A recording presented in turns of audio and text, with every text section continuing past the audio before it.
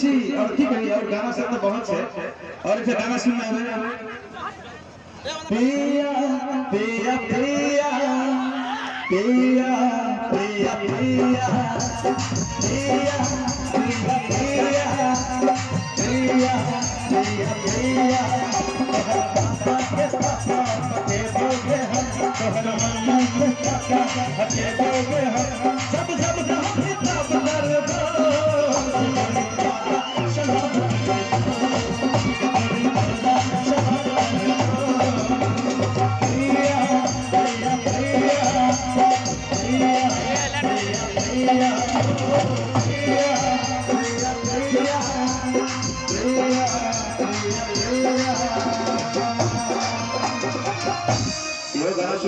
सुनना है और बाद हम एक था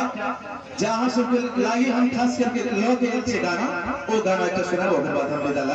एक गाना और सुने हम मात्र हम वहां से सुनना है लेकिन ए सब भाई के जाने थे बजाना चाहते थे लेकिन वो गाना है चेहरा छुपा के लो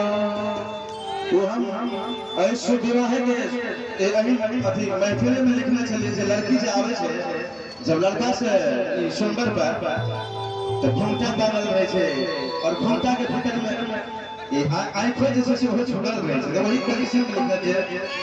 दिल तरसे आहा